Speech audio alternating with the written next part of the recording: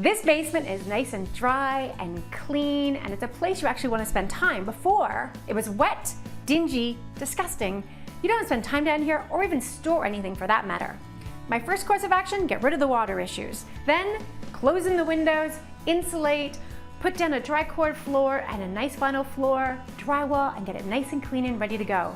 Now, I have this great big open concept, and I can use it for working out. This pulls out into a guest bed. My ping pong table can pull out and fold out right here. And of course I have a nice big TV and surround sound, so it could be a great media room as well. I've left this wide open so it becomes quite universal. And down the road, maybe one function will win out over another. Here's a tip.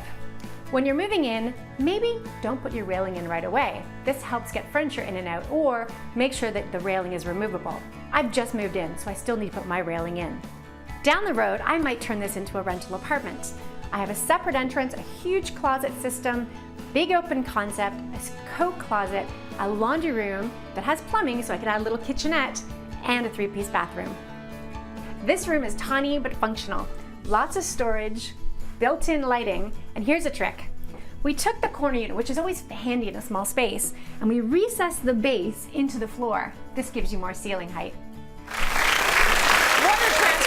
Now, Karen, you're not only finished renovating and furnishing the inside, you also finished the parking pad. You put a beautiful parking pad in, and the exterior is all done. So we've got some shots of that as well. And we want to focus on parking pads right now. What's beautiful about yours is that you've got done stone and you've got a gorgeous border on it.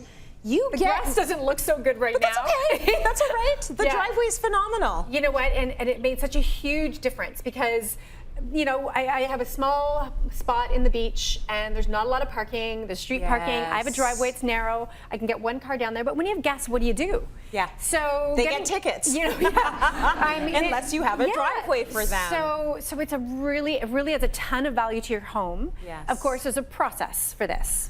It takes some time. It takes some money, but you do get a very big return on investment. You know, and it's not necessarily a complicated process. I'm going to walk you through what I had to do. Okay. So you had to go online to see if your area is even accepting applications. Yep. Yay, it was. So then you fill out all the right forms and you measure and you do whatever, you send it in. They approve it. Then they actually sent me a letter to say I had to petition all my neighbors to make sure my neighbors were okay with it. So I went door to door, knocking and asking neighbors if they were okay and showing them the drawing.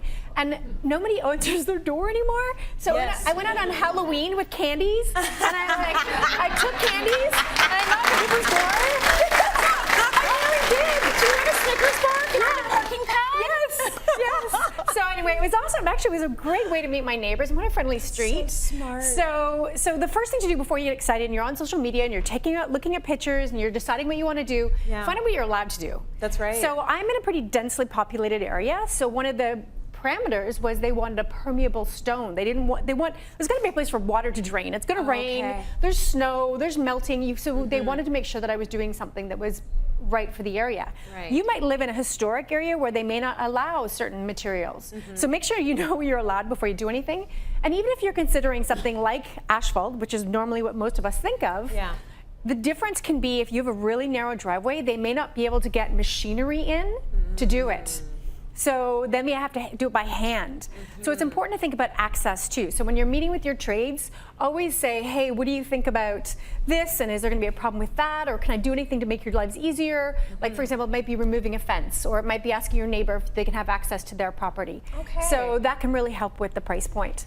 Okay, so let's talk about the different materials that you can use to do your parking pad or your driveway. You mentioned asphalt. Yes. So asphalt's the one we always think about. I mean, it goes in relatively quickly. It's a fairly inexpensive product. It can be very hot in the summer. Yes. It's also a very flexible product, so you'll often see like bubbling or roots coming up underneath it. You get these weird undulations. So it's not really fixable. It's patchable. So and one of the things people don't think about, and it depends where you live in North America. Some people come in the front door, take their shoes off. Some people don't. And actually, I was down south visiting friends, and I was like kicking my shoes out the front door every day, and they were like, what are you doing? Why That's are you taking what your we shoes do off? in Canada. We take off our shoes. Well, and one of the reasons being is asphalt actually leaches oils. Yeah. So if you walk in with your shoes on, you're gonna bring those oils through your house. Yeah. And they stain. So if you have like a light colored floor or light colored, you're gonna see that oil from your new asphalt. So there's other options too. They're also inexpensive. And I'm gonna show you a picture of my cottage up north. Yeah. So in more rural areas, we often do asphalt, or sorry, we often do gravel. Gravel. So the thing about the gravel, as you can see, it's great because it's a nice big space that didn't cost me a lot of money. Yeah. But you can see the weeds poking through the driveway. Yes. So that happens all the time. Right. So you're spraying or you're pulling or doing something.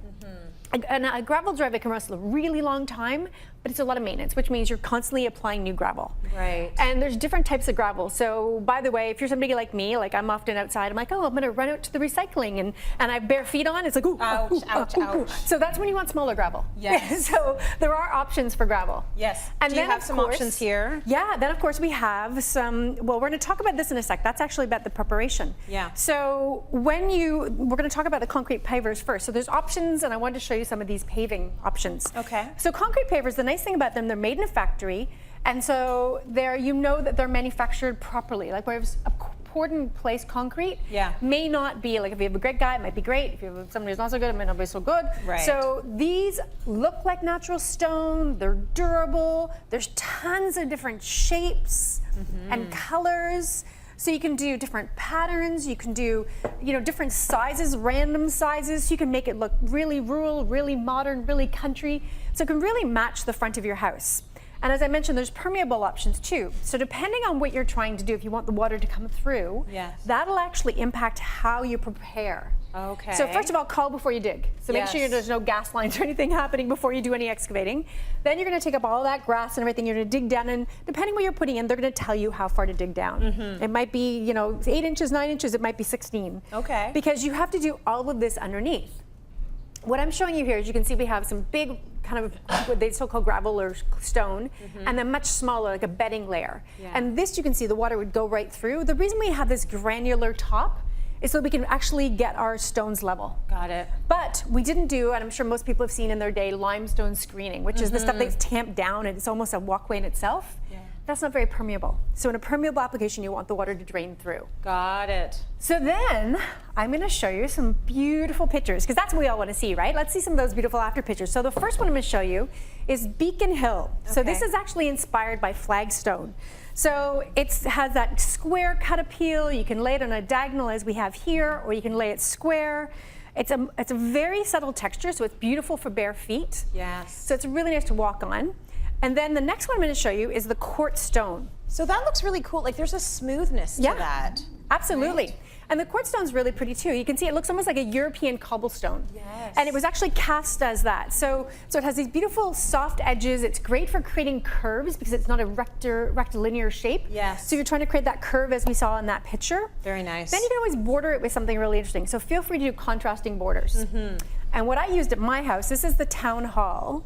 Oh, that's what you use. So this is what I use, and you can see it comes in 2 different colors. Yeah. And so we're going to see a picture of it here, and that's in the more warm tones, a little more classic. And it looks like those street pavers you'd see in old towns, like think about Louisiana. Yes. And you're in French Quarter and those beautiful stone streets. Gorgeous. Then we're going to look at a picture of the promenade, which is much more modern, much more linear, and then it has a totally different look. So there's tons of options for you. And so don't be afraid to play with some of the patterns and colors and designs. Little borders. Yes. It's beautiful. Yes. Karen, thank you.